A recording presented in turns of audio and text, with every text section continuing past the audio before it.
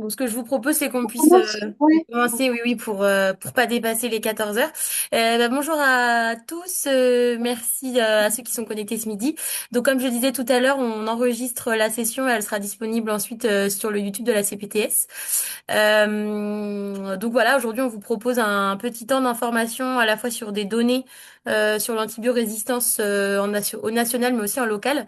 Et après, voilà, des petites suggestions d'informations sur les actualités et puis un petit peu de temps aussi pour échanger. Donc merci à nos intervenants à qui on va laisser la parole, qui vont se présenter et puis dérouler le programme d'aujourd'hui. Juste pour rappel, l'idée en fait de la CPTS, c'est de vraiment de pouvoir se positionner en tant que boîte à outils pour vous les professionnels, pour vous donner de l'information sur différentes thématiques qui peuvent vous être utiles dans votre exercice. Voilà, et ben je laisse la parole. Alors je sais pas qui, peut-être Madame Marquet ou Docteur Boutefol, je vous laisse la parole. Merci beaucoup, bah, je vais la prendre. Donc bonjour à toutes et tous. Merci beaucoup pour l'invitation. Bon appétit à ceux qui vont manger pendant la présentation. Pour les présentations, moi je suis le docteur Willy Boutefol, je suis médecin généraliste je travaille entre autres au Centre régional en antibiothérapie des Pays de la Loire qui est basé au CHU d'Angers qu'on va vous présenter très brièvement juste après. Et je vais laisser mes collègues Hélène et Aurélie se présenter également. Bien, bonjour à toutes et tous. Hélène Cormier, je suis infectiologue au CHU d'Angers, donc je coordonne avec l'UICR TB Pays de Loire et je travaille également à l'équipe multidisciplinaire en antibiothérapie 49-53 qu'on vous présentera juste après. Du coup, Aurélie Marquet, pharmacien hospitalier et je travaille dans le cadre de l'EMA 4953 également. Donc on commence avec des acronymes un peu barbares, mais qu'on va vous clarifier tout de suite. La présentation qu'on fait aujourd'hui, donc consacrée à la lutte contre l'antibiorésistance et au bon usage des antibiotiques, s'intègre dans un programme régional de santé publique qu'on porte au niveau du CRATB qui s'appelle Fantasio. On va en dire juste un mot en toute fin de présentation, mais le but est plus effectivement d'apporter quelques éléments de réflexion sur ce qu'est l'antibiorésistance et sur les pratiques qui vont impacter justement cette antibiorésistance. Pour le programme et les réjouissances de cette pause déjeuner qui a été donc réalisée en concertation avec Nathalie Gommet. Donc un mot sur le côté épidémio de la résistance aux antibiotiques, des données un peu plus spécifiques à l'échelle de la CPTS puisqu'on a la chance de pouvoir avoir ce type de données. On fera ensuite trois focus thématiques, un très rapide sur les angines, avec l'objectif surtout de prendre un peu de recul sur certaines idées qu'on peut avoir entre infection et antibiotiques.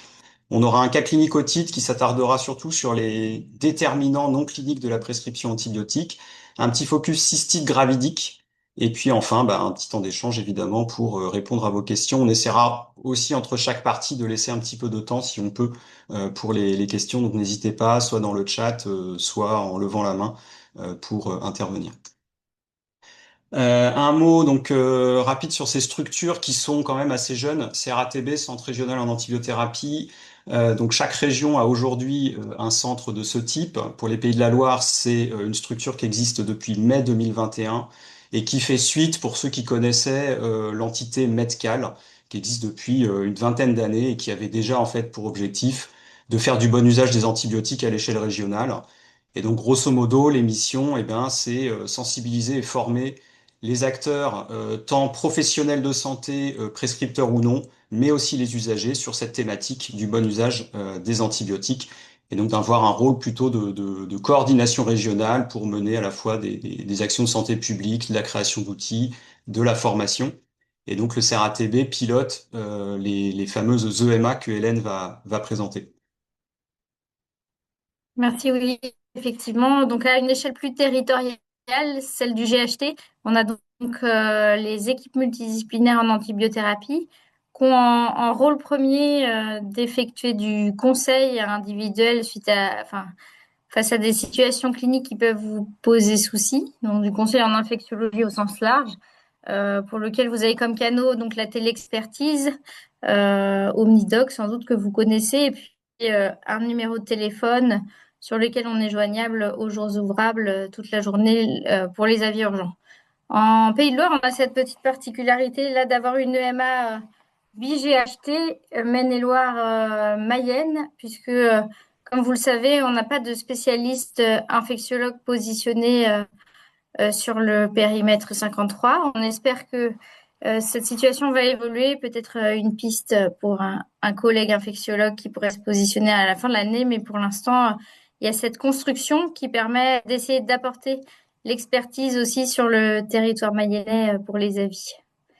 On a également au sein de cette équipe multidisciplinaire Madame Curès, que vous voyez là en haut du poster, au centre, qui est infirmière et qui accompagne des stratégies de bon usage des antibiotiques au sein des établissements de soins, avec le suivi par exemple des bactériémies, et puis aussi également des missions sur le périmètre de l'EHPAD, et puis en référent aussi sur le secteur Aurélie Marquet qui est avec nous aujourd'hui et qui apporte beaucoup de ressources locales en faveur du bon usage des antibiotiques.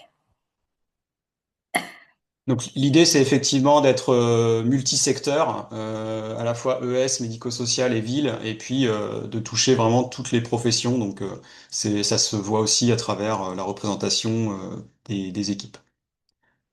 Donc voilà pour les présentations rapides. Quelques mots sur l'antibiorésistance. Alors même si là aujourd'hui le public est essentiellement médical, donc déjà je pense assez sensibilisé au sujet.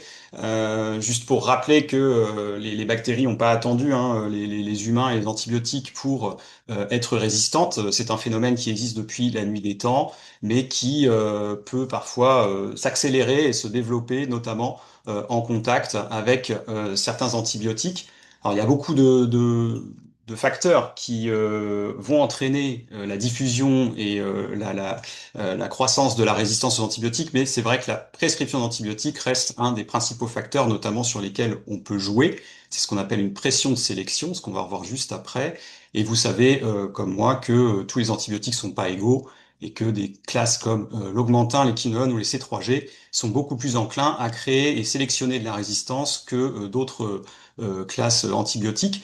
Ce qu'il faut avoir en tête, c'est, même si on n'aura pas le temps de l'aborder aujourd'hui, on s'intéresse pas qu'aux prescriptions antibiotiques en santé humaine, puisque dans un concept qu'on appelle une seule santé, on sait que les environnements animaliers, humains, mais aussi environnementaux sont liés et que les bactéries ne connaissent pas de frontières et circulent assez librement entre ces différents secteurs. Et donc, les résistances qui émergent dans le secteur animal peuvent très bien concerner un jour l'homme.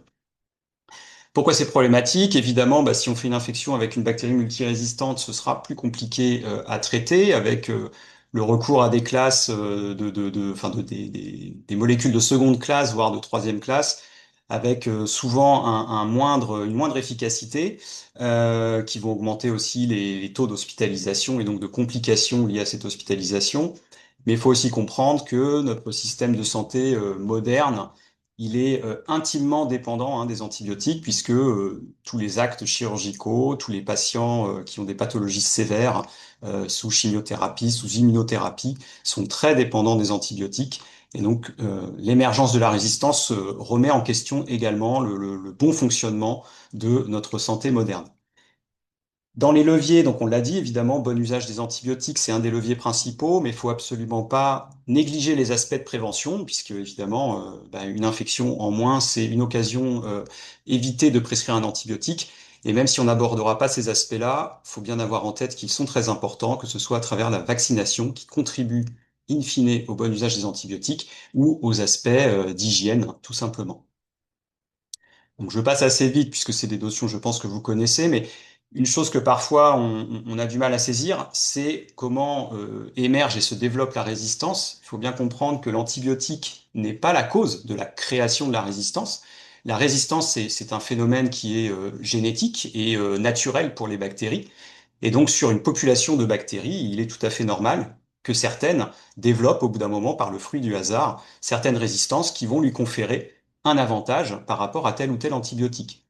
Là où l'antibiotique joue un rôle, hein, depuis l'essor de la production et l'utilisation massive des antibiotiques, c'est dans la sélection et la diffusion de cette résistance, puisque comme vous le voyez ici à gauche, des souches qui sont sensibles à l'antibiotique vont mourir sous l'effet de cet antibiotique, L'antibiotique va ainsi avoir une action de sélection de la bactérie qui est résistante, qui va avoir le champ libre en fait pour se développer ensuite, puisque le milieu bactérien étant très compétitif, dès qu'une espèce laisse sa place parce qu'elle meurt par exemple, eh bien l'espèce survivante va pouvoir occuper l'espace. Et donc c'est comme ça que la résistance émerge et peut ensuite se diffuser à d'autres bactéries, notamment via des échanges en fait de résistance entre bactéries.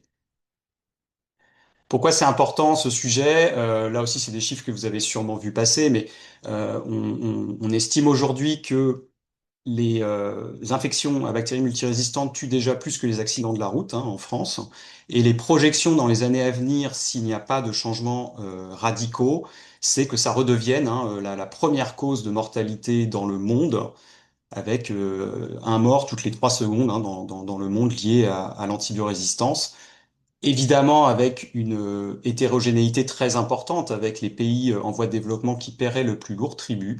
Mais voilà, c'est quand même des chiffres assez éloquents qui laissent planer en fait la possibilité d'un retour à une ère avant les antibiotiques, où à nouveau des infections qu'on traite aujourd'hui assez facilement pourraient à nouveau poser problème, avec nécessité d'hospitaliser pour des infections courantes en médecine générale, voire des décès pour des infections qu'on juge aujourd'hui assez banales. Je le disais en préambule, la prescription d'antibiotiques, ça reste un des principaux facteurs d'antibiorésistance. Alors, vous le savez aussi, la France n'est pas un très très bon élève de ce côté-là. Donc, sur les derniers chiffres, à l'échelle européenne, on se place deuxième en partant de la fin, juste derrière la Grèce.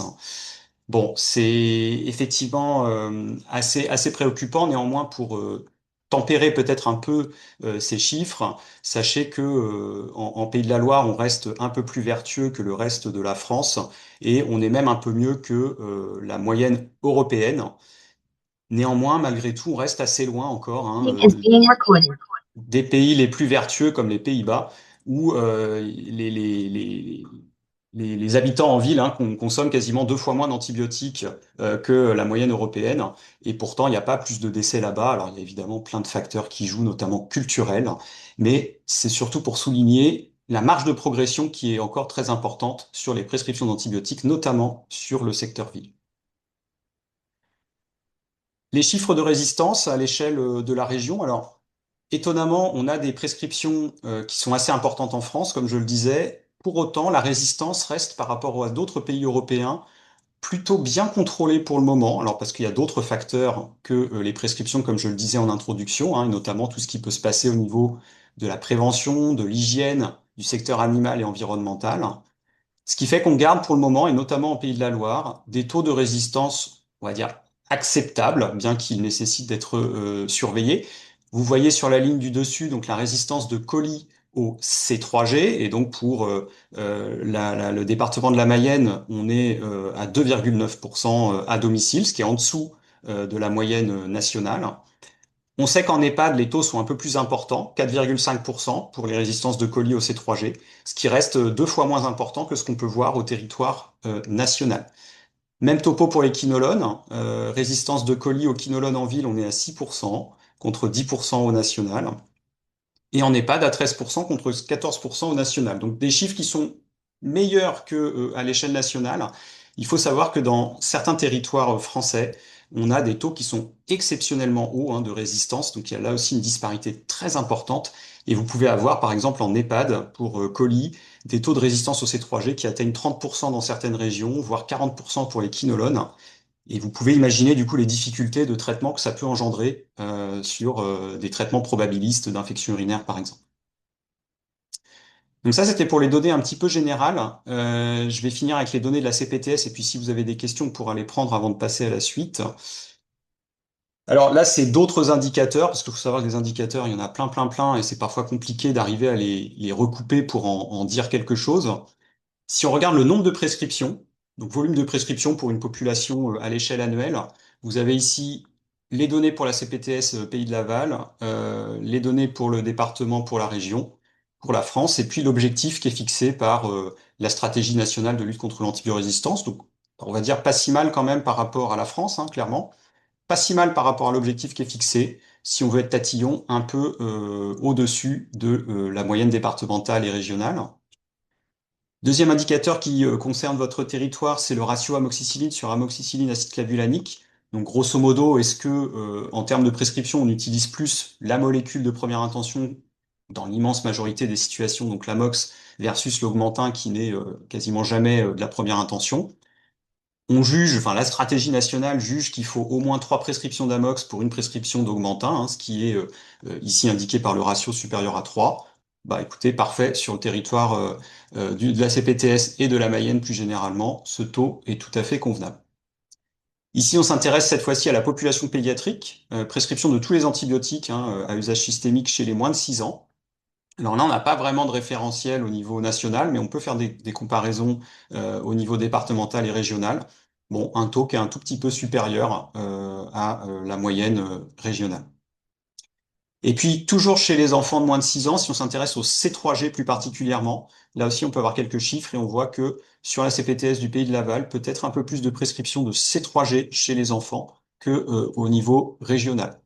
Donc, si de manière très grossière, on voulait tirer quelques enseignements de ces indicateurs, on aurait voilà un taux de prescription qui généralement est un tout petit peu plus haut qu'en région, notamment chez les enfants et notamment pour les C3G. Bon, ça reste très grossier, mais ça peut donner peut-être quelques pistes de réflexion si derrière on veut creuser un peu.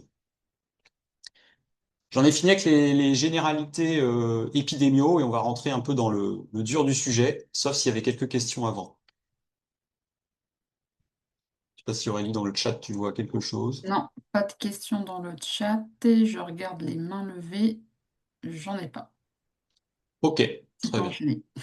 Très bien, très bien. Bon, ça, c'était juste pour se mettre en jambe le temps de manger. Et maintenant, on va pouvoir attaquer les données un peu plus thématiques. Alors, le premier focus, c'était sur les angines. Alors, on va pas refaire du tout les recos sur les angines, l'utilisation du TROD et compagnie.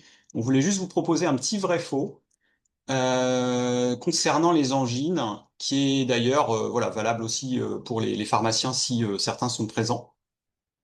Alors, soit en réagissant dans le chat, soit dans votre coin, de pouvoir réfléchir sur les données, enfin les affirmations qui sont vraies.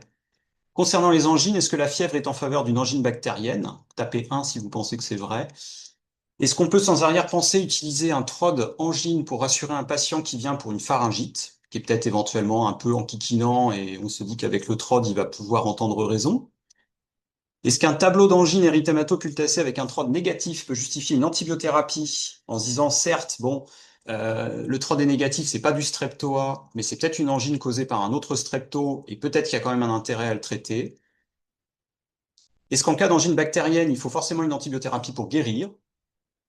Est-ce qu'en cas d'angine bactérienne, il faut que l'antibiothérapie soit mise en place rapidement pour éviter le fameux rhumatisme articulaire aigu? Et enfin, est-ce qu'en cas d'angine bactérienne, l'antibiothérapie diminue fortement le risque de complications locales, donc à type de phlegmon ou d'abcès?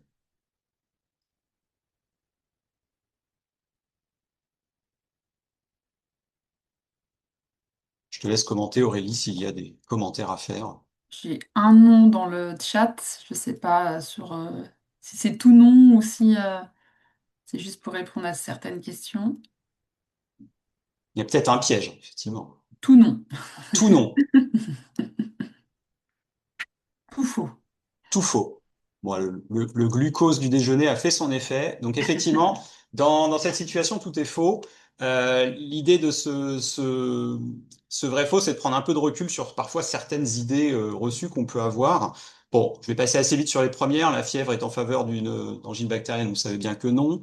L'utilisation du TROD pour rassurer un patient présentant une pharyngite, vous savez qu'il y a une faible proportion de patients qui sont porteurs asymptomatiques et on peut très bien avoir des gens tout à fait bien portants avec un TROD positif. Et après, on va être enquiquiné pour savoir quoi en faire.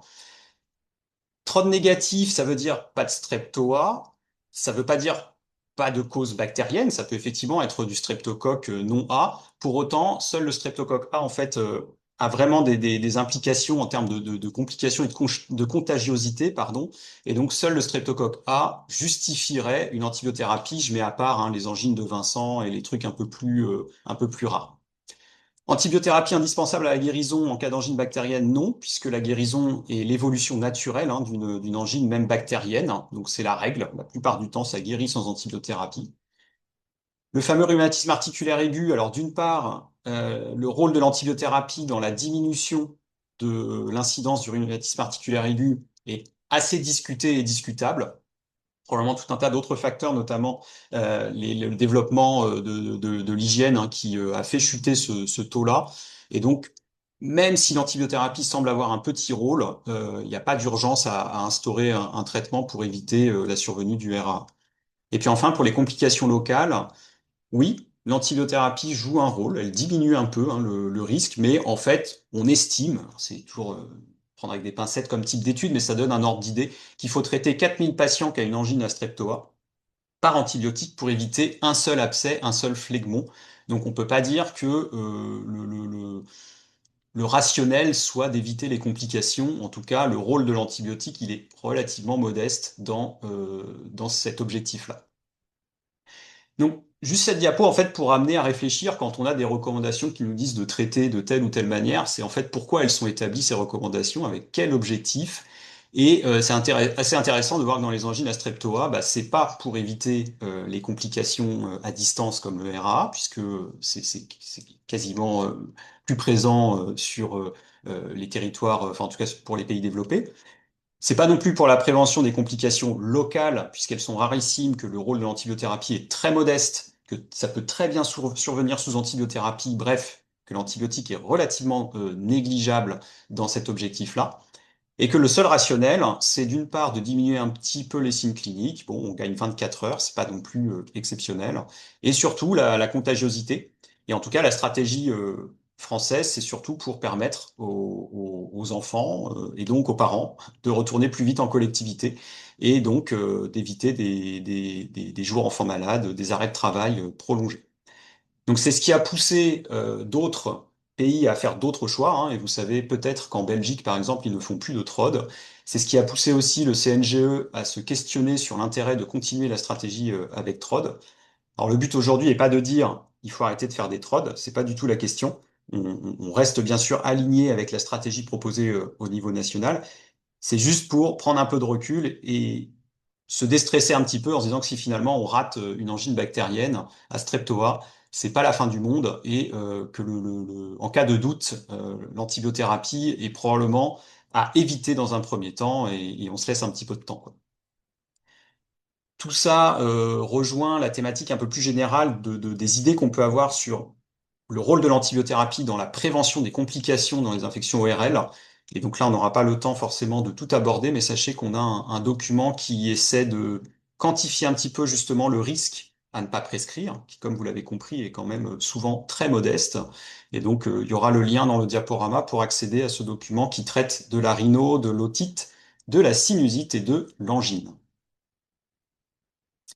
Est-ce que sur la partie introductive angine, il y avait des questions?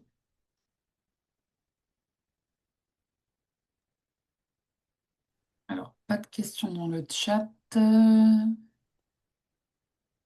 de main levée. Ok, bon, de toute façon, tout le monde avait tout bon, donc on va continuer. On va maintenant aborder un cas clinique sur l'otite moyenne aiguë.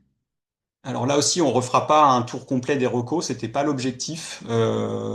Et donc, on va plus essayer de réfléchir un petit peu sur l'attitude qu'on peut avoir, notamment en cas d'incertitude. Donc dans ce cas, vous recevez un vendredi soir tard, ça a son importance, de jeunes parents et leur enfant Paul qui a 4 ans. Les parents vous l'amènent parce qu'ils pensent que Paul doit faire une otite. En effet, il a de la fièvre depuis 24 heures. La dernière nuit a été particulièrement difficile. Et en plus, bah, il en a fait une le mois dernier. Ils étaient en vacances à ce moment-là. Ils ont vu un médecin sur leur lieu de vacances. Il a été mis sous antibio. Et c'est vrai que très vite, hein, en 24-48 heures, c'était parti. Donc clairement, ils n'ont pas envie de refaire la même nuit que la nuit dernière et donc ils viennent et placent en vous des espoirs certains. Donc à l'examen, vous avez un enfant qui est apyrétique mais sous paracétamol, qui est en bon état général, il est un peu ronchon. L'auscultation est bonne et vous avez cet aspect à l'autoscopie. Qu'est-ce que vous faites de Paul? Qu'est-ce que vous faites de ses parents? Est-ce que vous prescrivez une antibiothérapie d'emblée? Est-ce que vous optez plutôt pour une antibiothérapie différée? Vous n'introduisez aucune antibiothérapie. Est-ce que si on met pas d'antibiotiques chez Paul, il y a un risque important de complications?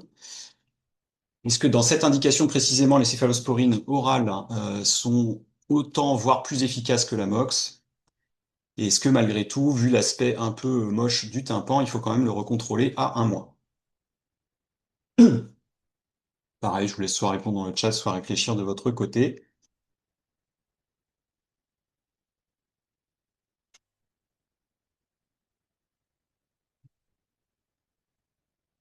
Alors, dans le chat, il y a en fonction des parents, je fais 2 ou 3. On a bien cerné que le facteur qui allait le plus jouer, probablement, c'était les parents. Ouais. Un autre, c'est 3 et 6. Une autre réponse.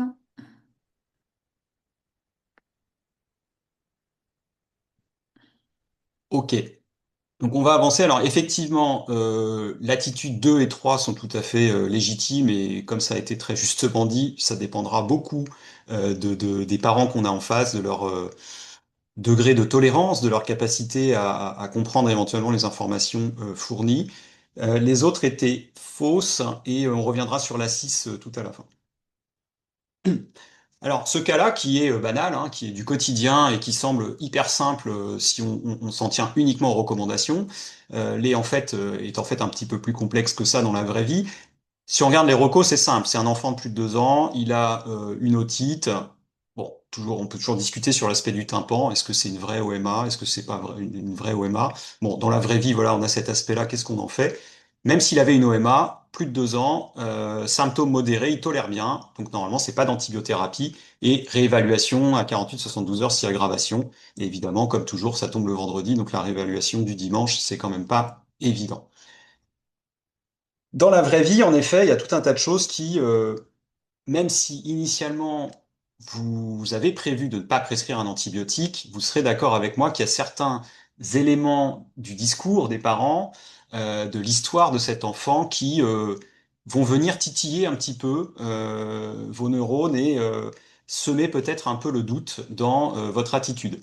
Donc déjà, on est vendredi soir tard, vous êtes fatigué, c'est la fin de semaine, on en a un peu ras-le-bol, et en plus, les capacités pour réévaluer Paul vont être un petit peu plus limitées.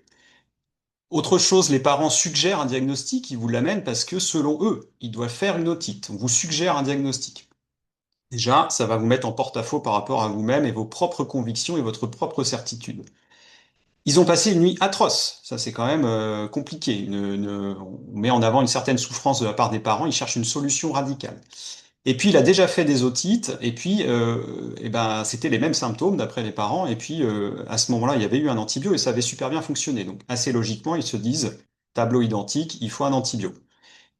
Et ils n'ont pas envie de repasser, voilà, une nuit comme la dernière. Donc, vous serez, je pense, d'accord avec moi que, qu'on le veuille ou non, ces données-là à l'interrogatoire vont forcément susciter à un moment donné une interprétation de notre part qui peut être transcrite de cette manière, hein, prescrivez-moi un antibiotique. Pourtant, évidemment, il n'a pas été suggéré de la part des parents de prescrire à Paul un antibiotique de manière explicite. Et puis alors forcément, dans l'otite, ce qu'on va rajouter comme difficulté, c'est que là, on a une belle image de tympan, encore que on peut avoir un doute sur l'interprétation, mais en tout cas, il est bien visualisé. Vous êtes d'accord que dans la vraie vie, examiner un tympan d'enfant, ça relève souvent plus de la séance de judo qu'autre chose.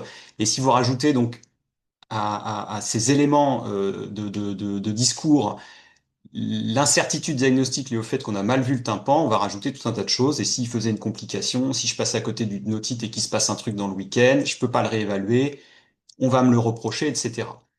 Donc tous ces éléments-là, qui sont des éléments hein, sociaux, vont entraîner une pression explicite ou implicite, réelle ou ressentie, hein, et forcément, assez logiquement derrière, augmenter le risque de prescription dans des situations où sur le papier, en soi, sinon, on n'avait pas de raison de prescrire un antibiotique. Ces éléments, ça a été très très bien montré dans des études qui ont maintenant plus de 20 ans, qui ont été réalisées en médecine générale, où on demandait à des médecins qui voyaient des patients, donc adultes ou jeunes adultes, qui consultaient pour une infection des voies respiratoires hautes ou basses, que le médecin présumait virale. Et donc, dans des situations où il avait prévu initialement de ne pas prescrire, de dire finalement comment s'était déroulée la consultation, quand, à un moment donné dans cette consulte, un doute était apparu, et donc sur une situation où il avait prévu au départ de ne pas prescrire, un doute survient, et donc il ne sait plus s'il doit prescrire ou non. On leur demandait qu'est-ce qui avait semé le doute et quelle avait été l'issue de la consultation. Est-ce que finalement il avait suivi sa ligne initiale et il n'avait pas prescrit, ou si il avait fini par prescrire. Et s'il avait réussi à ne pas prescrire, qu'est-ce qui avait fait que il avait réussi à rester sur son jugement initial? Donc, je vous passe un peu les détails, mais en tout cas, à l'issue de ces études, ont été mis en évidence une dizaine de situations qui ont été appelées situations à risque de prescription. Donc, encore une fois, des éléments de la consultation qui, dans des situations où on pense que l'antibiotique n'est pas justifié, va quand même nous faire douter. Donc, il y a un certain nombre d'éléments qui sont plutôt liés au patient et quelques-uns, plus minoritaires, qui sont liés au médecin. Le premier, c'est le patient qui souhaite avoir des antibiotiques. Évidemment, quelqu'un qui va exprimer vouloir des antibiotiques, c'est plus compliqué de ne pas prescrire. On va revenir un peu sur le souhait d'avoir des antibiotiques et est-ce que c'est une demande explicite ou pas. Les expériences passées, les échecs médicaux, donc c'est typiquement un patient qui est venu pour une sinusite qu'on n'a pas mis sous antibiotiques. Derrière, soit il a vu un confrère qui a mis finalement un antibiotique, soit il est allé aux urgences parce que ça s'était aggravé, selon ses dires, hein. Bon, quand on va le revoir pour une sinusite, ça va être plus compliqué de ne pas prescrire. Le patient qui a déjà commencé un traitement antibiotique, plus compliqué de l'arrêter. Un patient qui rapporte une situation actuelle difficile, séparation, licenciement ou même tout simplement des nuits difficiles, on va avoir tendance à pas vouloir rajouter, infliger entre guillemets en plus une non-prescription d'antibiotiques. La prescription antibiotique n'est pas le principal motif de consultation, c'est le patient qui vient pour son renouvellement et en fin de consultation, la main sur la porte, il vous dit, ah au fait, sur la poignée, pardon, il vous dit, j'ai oublié de vous dire, mais j'ai de la fièvre et je tousse depuis 3 jours. Vous avez plus de temps pour mener un examen de qualité, moins de temps en tout cas pour négocier et argumenter, plus de risques de prescription. La concurrence, donc ça c'est le médecin vu par exemple sur le lieu de vacances. Les contacts itératifs, ça c'est très important. Le patient qui vient pour la troisième ou la quatrième fois pour sa toux qui traîne, forcément au bout d'un moment on est un peu plus sous pression. Et puis les quatre derniers, c'est plutôt la perception du médecin qu'a le médecin du patient. Donc c'est un patient qui pour des raisons plutôt subjectives, paraît fatigué, paraît pas bien, pas comme d'habitude, ou alors qu'il y a un terrain qui est jugé comme étant à risque, eh bien ça va faire sortir un petit peu en fait le patient des recos et on va se sentir plus légitime pour mettre un antibiotique dans des situations où normalement on ne le jugerait pas utile. Et enfin, les deux derniers sur le doute, c'est typiquement l'angine où cliniquement on a plutôt on serait plutôt enclin à prescrire, le TROD va être négatif et pour autant on va quand même prescrire une antibiothérapie. C'est corrélé avec l'expérience du médecin qui peu à peu va se forger une conviction personnelle qui va avoir tendance éventuellement à s'opposer aux recommandations. Donc, dans ce cas clinique, vous avez repéré que on avait pas mal de petits éléments qui faisaient écho à ces fameuses études. Je vais passer assez vite. Et donc, je voulais m'attarder un petit peu parmi ces différents critères sur le souhait d'antibio, puisqu'en fait, le souhait d'antibio, il est rarement exprimé et il est souvent interprété de la part des professionnels de santé. Dans cette étude-là, qui était une étude de l'adresse en 2022, 96% des médecins généralistes déclaraient avoir été confrontés à des patients qui demandaient un traitement antibiotique. Alors bon, évidemment, on a tous été confrontés quand même à des patients qui le verbalisaient. C'est pas la majorité. 82% qui se disent être en difficulté pour refuser aux patients qui en demandent. Donc ça, c'est sur des situations où la demande est clairement exprimée. Bon, encore une fois, je pense que c'est pas le plus fréquent. La plupart du temps, ce sont des interprétations que on peut avoir selon les dires du patient. Une étude pour illustrer ça, mais il y en a d'autres, alors qui remontent un petit peu, qui avait été faite dans la région Mancel, où on avait demandé à des patients qui venaient consulter le médecin traitant pour un tableau de virose, quand ils étaient en consultation dans la salle d'attente, on leur demandait de remplir un petit questionnaire pour savoir pourquoi ils venaient consulter devant ces symptômes. Et puis une fois qu'ils avaient vu le médecin, on soumettait la même question au médecin pour savoir, à son avis, pourquoi le patient avait consulté pour ces symptômes.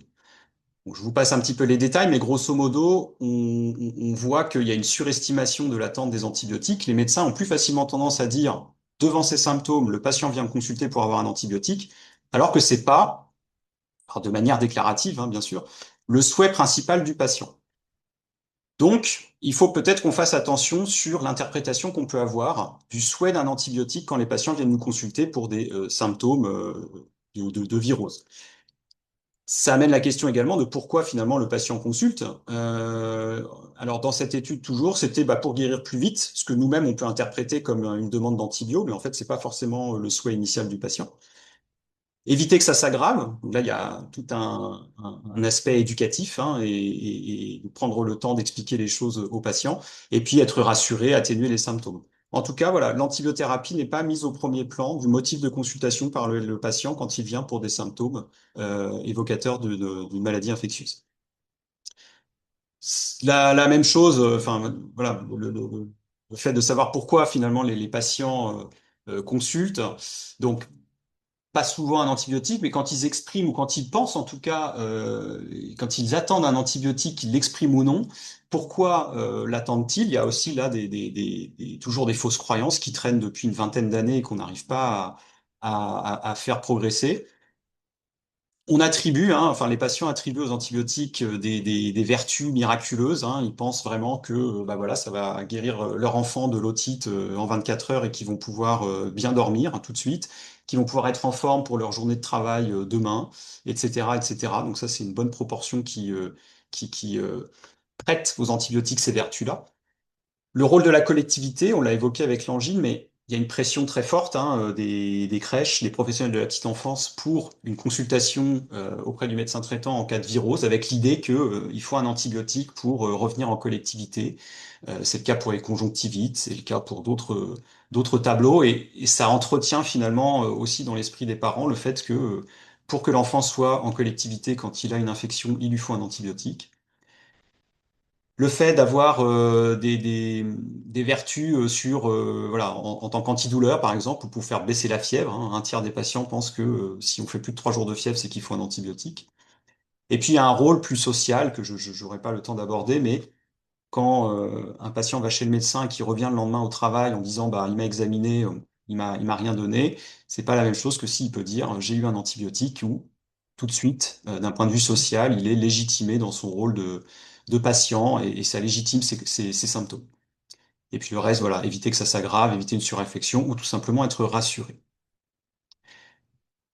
Je fais une toute petite parenthèse, puisqu'on en avait discuté lors de la préparation de ce topo sur, ok, mais dans les otites, il y a souvent une attente des parents de calmer la douleur, qui transfèrent finalement sur l'antibiotique, pour repréciser le rôle des AINS hein, dans les otites. Et donc une fiche mémo de la HS de 2016 qui reprécisait bien que dans l'utilisation recommandée, donc à savoir la posologie, hein, 20-30 mg kg jour pour des durées courtes, le profil de sécurité de l'ibuprofène est comparable à celui du paracétamol. Donc pas de crainte à utiliser finalement les AINS dans les otites à visée antalgique, qui est quand même la première demande des parents et que les contre-indications au-delà de la varicelle qu'on connaît, dans les infections, c'est vraiment sur les infections en fait hein, sévères qu'on évite l'utilisation des AINS, mais donc pour les viroses courantes, si c'est justifié, on peut tout à fait utiliser sur une courte durée les AINS, et c'était même ici dans les entités qui justifiaient l'utilisation de l'ibuprofène, plutôt d'ailleurs en association qu'en alternance, en faisant paracétamol, ibuprofène dans la même prise. Voilà, je referme la parenthèse, c'était juste pour euh, refaire juste un petit focus là-dessus. Et donc je vais conclure ce cas clinique là-dessus. Quel enseignement peut-être en tirer? C'est à chaque fois qu'on va avoir un doute, tiens, je me dis, ce patient, je suis sûr qu'il attend un antibiotique, faut peut-être pas s'arrêter à cette supposition et essayer de creuser un petit peu. Bon, déjà, si le mot antibiotique n'a pas été verbalisé, probablement qu'il faut aller un petit peu sur ce terrain-là reposer la question finalement, bah ok, vous venez me consulter pour des symptômes de virose, ça fait 3 fois que vous venez, qu'est-ce qui fait que finalement vous consultez pour essayer de préciser un petit peu les craintes du patient et orienter l'argumentaire. Qu'est-ce qui vous gêne le plus en termes de symptômes pour essayer peut-être de répondre plus précisément à ce dernier. Qu'est-ce qui vous a amené à consulter? Finalement, ça fait 3 fois, je vous ai déjà expliqué les choses. Qu'est-ce qui vous inquiète? Parfois, il y a vraiment des raisons sous-jacentes qui sont un peu inattendues. Le fameux quelque chose d'efficace que nous on interprète souvent comme une demande d'antibiotiques, bon, en fait, c'est peut-être pas du tout ce que le patient a en tête. Et puis, si vraiment l'antibiotique est verbalisé, aller sur l'argumentaire de pourquoi le patient pense que l'antibiotique est utile, et s'il pense que c'est parce que l'antibiotique est un bon antidouleur ou un bon antipyrétique, on va pouvoir plus facilement détricoter la croyance et faire accepter finalement à la fin de la consultation la non-prescription. Au final, à partir du moment où on a expliqué la démarche, il est assez rare, mais peut-être que vous avez une expérience différente, que le fait de ne pas prescrire un antibiotique à l'issue d'une consultation soit mal accepté, évidemment à partir du moment où on a expliqué les raisons et où on a expliqué la marche à suivre selon l'évolution du tableau. En conclusion sur l'otite, alors voilà, vous ne pouvez pas faire un topo entièrement sur l'otite, ça reste un diagnostic, vous serez d'accord, je pense, extrêmement difficile. Bon, je reparle de l'autoscope parce que mine de rien, c'est la base d'avoir un bon matériel et tous ne se valent pas, clairement. Que le diagnostic reste peu probable si vous avez une incertitude, hein, bien vraiment se refocaliser sur l'aspect général de l'enfant et les signes généraux, s'ils sont absents, sont assez peu quand même en faveur d'une OMA. Et il faut savoir aussi, pour peut-être se déstresser un petit peu, qu'il y a des pays qui ne traitent systématiquement l'otite qu'en dessous de 6 mois. Et au-dessus, finalement, ils font comme nous chez l'enfant de plus de 2 ans. C'est vrai que si on a un doute chez un enfant d'1 an, par exemple, on peut aussi se dire ça que bon, temporiser, c'est tout à fait envisageable chez un enfant qui n'a pas de signes généraux particuliers. On rejoint la question du vrai-faux là sur l'angine, hein, connaître le bénéfice de l'antibiothérapie. Bon, bah, c'est pareil pour les otites. Finalement, le rôle de l'antibiothérapie dans la prévention des complications, notamment des mastoïdites, il reste assez négligeable. Certes, ça diminue le risque, mais il faudrait traiter là aussi plus de 4000 enfants pour éviter une seule mastoïdite. Et les tableaux finalement de mastoïdite sont plus souvent révélatrices de l'otite que l'inverse. Dans ce cas clinique, bah évidemment, l'antibiothérapie différée, c'était probablement une bonne option et ça reste quelque chose de tout à fait envisageable pour peu qu'en face, les enjeux soient bien cernés. Et surtout, bon, c'est le message sur lequel on n'a pas non plus trop le temps de revenir, mais les céphalosporines, de manière générale, par voie orale, sont totalement à oublier, hein, que ce soit dans la sphère ORL ou la sphère urinaire. On ne devrait plus voir de céfixime ou autres céphalosporines. Éventuellement, la toute petite place sur les allergies vraies, mais qui en fait sont assez négligeables, notamment chez l'enfant. Et pour répondre sur le contrôle des tympans, en fait, le tympan met beaucoup de temps à retrouver son aspect initial, et le mieux est peut-être encore de ne pas recontrôler le tympan quand finalement l'évolution est favorable, au risque de se retrouver avec un tympan qui est encore parfois un peu modifié et dont on ne saura pas forcément très bien quoi faire. En tout cas, si vous contrôlez à l'occasion d'une autre consulte, attendez 2, 3 mois, parce que sinon vous avez un risque de tympan qui reste anormal. Avant de laisser la place et la parole à Hélène pour l'urinaire, est-ce qu'il y avait une ou deux remarques? On avait la question sur le suppositoire de niflurie, donc auquel tu as répondu, Willy. Hmm. Et sinon, pas d'autres questions dans le chat. Et je regarde s'il y a des mains levées. Non, pas de mains levées. Du coup, on peut enchaîner ce qu'il est déjà Ouais. moins 10. Courte vignette clinique pour terminer sur la urinaire donc, pour laisser après le temps aux échanges avec le cas de Perrine qui a 27 ans, qui est enceinte de 6 mois. Aucun antécédent particulier, le suivi se passe bien, il n'y a aucun problème avec le suivi avec la sage-femme. Il y a une bandelette urinaire qui est réalisée dans le cadre de son suivi mensuel comme recommandé. Et pour la première fois dans sa grossesse, celle-ci va revenir positive avec le conitrite. Aucun symptôme, donc naturellement, vous vous dirigez vers l'hypothèse d'une colonisation urinaire gravitique et non d'une infection. C'est un contexte, la grossesse, où effectivement, même si les études elles datent un peu, il y a la crainte du surrisque de pyélonéphrite dans ces situations qui pourraient être à la fois très graves pour la maman et pour le fœtus. Et donc, c'est vrai que c'est une situation un peu exceptionnelle où on va être amené à traiter des situations de colonisation urinaire. Et dans cet objectif, dans la mesure où il n'y a pas d'urgence à traiter puisqu'elle est asymptomatique, vous prescrivez un ECBU. Donc, on rappelle, nous, on travaille beaucoup au CRATB sur la thématique de la colonisation urinaire, en particulier avec les enjeux diagnostiques chez le sujet âgé et les difficultés de poser des diagnostics bactériuries asymptomatiques versus infection chez le sujet âgé. Une colonisation urinaire ne se traite pas, sauf sur ces situations effectivement de grossesse et avant un geste urologique, avec également des recommandations sur le sujet qui ont changé. Et donc, avec effectivement ces messages qu'on fait passer à travers, entre autres, notre projet anti-BEPAD, sur le fait que les urines ne sont plus stériles lorsqu'on avance dans les âges élevés de la vie, encore plus à risque de colonisation urinaire pour les résidents institutionnalisés. Vous voyez avec ce diagramme. Donc, effectivement, la probabilité, lorsqu'on prélève des urines chez ces résidents sujets âgés, d'isoler une bactérie à travers le CBU, elle est majeure et elle nécessite vraiment l'analyse clinique pour pouvoir guider le praticien pour savoir si il s'agit d'une infection symptomatique ou d'une simple colonisation qui ne sera, dans ces cas-là, s'il n'y a pas de grossesse, pas de chirurgie urologique programmée, ne doit absolument pas être traitée. Avec aussi toutes les conséquences que vous connaissez sur l'utilisation, le mésusage des antibiotiques, en particulier sur la sphère urinaire, sur l'antibiorésistance et aussi ce déséquilibre. De plus en plus, on entend parler de ces notions de microbiote, de microbiome, en partie urinaire, qui va être déséquilibré, éradiqué par cette antibiothérapie qui n'était pas indiquée et favoriser éventuellement des infections ultérieures par des germes pathogènes, puisque la flore résidente protectrice aura été décapitée par les antibiotiques.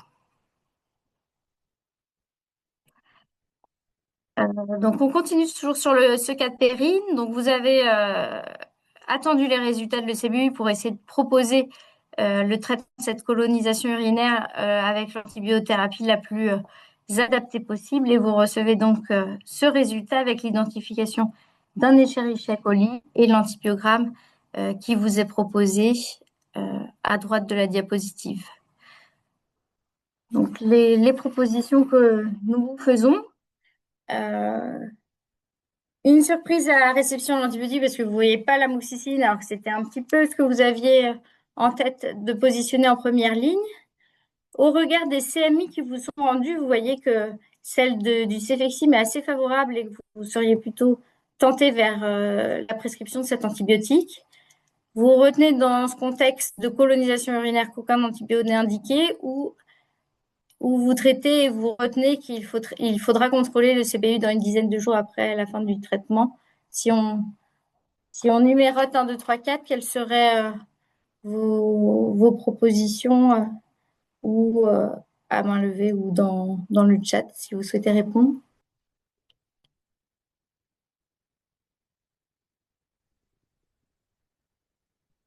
Moi, j'aurais mis la CMI, mais j'ai cru comprendre qu'en fait, il fallait pas en tenir compte. Donc, je triche un peu parce que j'ai eu l'info en amont. Mais avant d'avoir l'info, j'aurais mis la céfixime.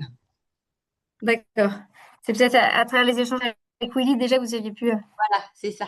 échanger. D'accord. OK. Mais par contre, je veux bien notre diapositive suivante. Je veux bien l'information de pourquoi on ne doit pas suivre la CMI et pourquoi on nous la met. Tout à fait. C'est une très juste remarque. Donc, la difficulté aussi parfois en ville et dans le monde de la bactériologie en général, je le déplore aussi en tant que clinicien, de ne pas toujours avoir, pour la remarque, l'AMOX n'est pas testé, de ne pas toujours avoir le nom de molécule stricto sensu rendu sur antibiogramme. On a le problème avec la méticilline, par exemple, pour le staph doré, pour statuer si c'est un SARM ou un staph sensible.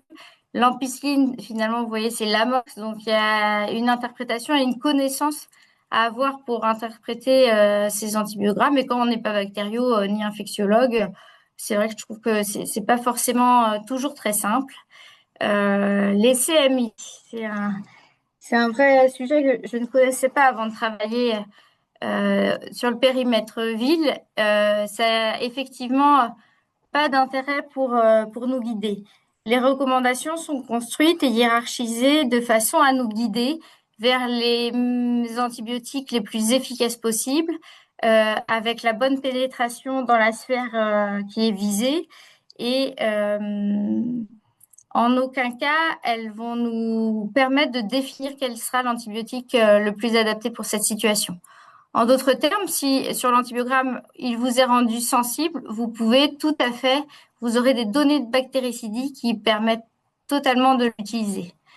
On peut voir ici le risque, ça aurait été effectivement d'aller vers la céphalosporine de troisième génération, qui est le céfixime, qui ne sera pas du tout intéressante dans ce dossier, puisqu'elle a à la fois un spectre antibiotique trop large, céphalosporine, donc ça fait partie des antibiotiques de réserve qu'on doit vraiment garder pour des infections complexes à l'hôpital. Et deux, les céphalosporines, comme vous dites, Willy, ont une très mauvaise biodisponibilité orale. Donc la CMI peut faussement nous guider vers un antibiotique qui ne serait pas du tout l'antibiotique de choix. Il faut vraiment reprendre en parallèle de ce rendu d'antibiogramme les recommandations des experts infections urinaires pour pouvoir, si votre première ligne d'antibiotiques est rendue résistant, choisir bien la seconde ligne, toujours pour ces préoccupations de spectre et d'efficacité. Donc, dans le cas de Périne, effectivement, l'Escherichia coli a une pénicillinase ne permettant pas l'utilisation de l'ampicilline, de l'amoxicilline, puisqu'il est rendu R. Mais la deuxième ligne, le mésilinam ou pivmésilinam, indépendamment de la CMI, à partir du moment où c'est sensible, il sera tout à fait efficace, il n'y a aucun doute là-dessus. Et certains laboratoires de ville ont effectivement le choix de ne pas mettre les CMI et je pense que c'est tout à fait pertinent pour le périmètre ville. Donc vous allez me dire, mais à quoi servent les CMI? Eh bien, l'hôpital, dans certaines infections très complexes et difficiles, de pénétration difficile par les antibiotiques, on va de temps en temps se baser dessus pour définir la meilleure stratégie dans une endocardite, dans une infection ostéo-articulaire complexe ou une méningite. Mais en aucun cas, les infections communautaires classiques sont concernées par ce raisonnement.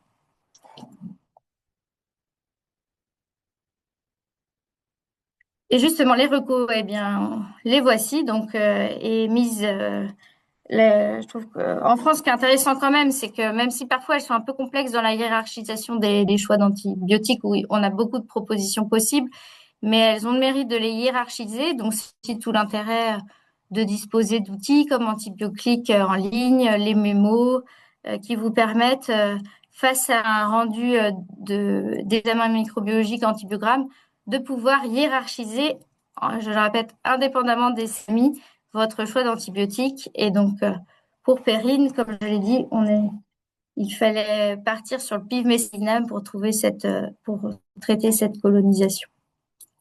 Et effectivement, dans le cas de la grossesse, comme on veut vraiment ne pas avoir de sur-risque infectieux en lien avec la sphère urinaire, on contrôlera le CBU systématiquement après ce traitement de bactériérues asymptomatiques, ce qui va aussi un petit peu à l'inverse de nos préconisations dans l'infection urinaire non gravidique, puisque si l'évolution clinique est bonne, vous le savez, on ne contrôle absolument pas le CBU dans les suites d'une infection qui a bien évolué, au risque, si le patient est toujours colonisé, de retraiter. Donc, cette CBU de contrôle, il est vraiment spécifique aux recommandations femmes enceintes. Quelques petites actualités en bref avant de conclure.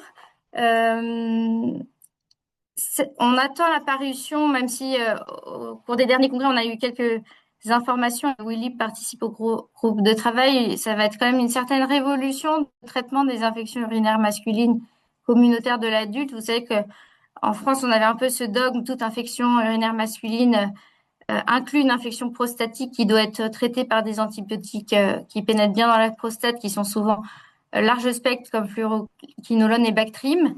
Et finalement, avec cette revue littérature avis d'experts et aussi l'expérience de d'autres pays européens, va être introduite cette notion de cystite de l'homme, qui nous permettra d'utiliser des molécules à spectre plus étroit, donc plus intéressant pour la prévention de la résistance aux antibiotiques et sur des durées plus courtes, un peu à l'image de ce qu'on connaît déjà, qui ont été collées ici, les recommandations de la femme.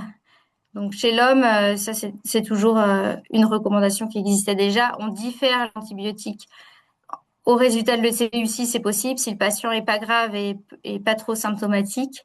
Et puis donc cette possibilité, je vous disais, d'utiliser des molécules, ce qui va quand même révolutionner un peu notre approche de l'infection urinaire masculine, telles les furanes ou la fosfomycine. Ça, c'est à venir. Les recommandations françaises vont paraître officiellement dans les semaines à venir. Dans les autres actualités, très rapidement, mais vous avez vu sans doute passer hein, la possibilité de traiter les infections, les pneumonies aiguës communautaires de façon très courte en cas d'évolution rapidement favorable. On peut faire des traitements 3 jours, 5 jours et maximum 7 jours comme recommandé, mais il y a cette actualité intéressante. Et puis plus récemment, l'Association française d'urologie et la Société des infectiologues ont publié des recommandations pour restreindre les indications de traitement des colonisations urinaires avant les gestes urologiques. Voilà, c'était quelques petites infos pour les dernières recours parus. Conclue si tu veux, Hélène. En conclusion de ce topo, donc on a vu le rôle modeste hein, dans la prévention des complications des infections ORL, quelque chose à bien avoir en tête pour essayer de se déstresser et que ce soit pas en tout cas un motif dans les situations de doute qui emporte une prescription. Qu'on a des croyances, nous aussi en tant que professionnels de santé, notamment qu'on surestime très probablement l'attente d'un antibiotique par le patient. Et donc c'est probablement quelque chose, à chaque fois qu'on a un doute, qu'il faut savoir creuser un petit peu, voire questionner le patient sur ses attentes. Que la temporisation, en fait, elle est possible dans la plupart des infections communautaires où on a un doute chez les patients qui vont bien. L'indication des prélèvements urinaires, comme l'a dit Hélène, hein, chez des patients qui, quand ils montent en âge, ont une colonisation qui est de plus en plus importante. Donc jamais se dire que on fait un prélèvement comme ça un peu au cas où, ça a toujours des conséquences. Et puis là, c'est vrai qu'on a été très centré prescription, mais comme on l'a vu, hein, tous les aspects prévention, le rôle dans la réalisation des prélèvements et tout un tas d'autres domaines qui font que, en fait, tous les soignants et les usagers d'ailleurs, plus généralement, ont un rôle à jouer dans le bon usage des antibiotiques. Et donc, si c'est une thématique qui vous intéresse, en fait, le programme Fantasio, qui donc est destiné aux professionnels de santé en ville, on essaye d'instaurer ensuite d'autres actions pour pas faire que une formation one shot. Et donc, si c'est quelque chose qui vous intéresse, on peut réfléchir à d'autres types d'actions qui sont assez libres et à la carte, que ce soit des actions auprès des usagers avec plusieurs outils et méthodes de sensibilisation qu'on a dans notre catalogue, et pourquoi pas d'autres formations un peu plus thématiques. Là, c'était assez transversal, mais on peut très bien imaginer centrer sur les nouvelles recos de telle ou telle sphère, ou peut-être sur des échanges de pratiques, comme pas mal de questions qui ont pu émerger en préparant ce topo. Donc n'hésitez pas, en tout cas, si le sujet vous intéresse, à revenir vers nous pour d'autres projets à venir. Merci à vous.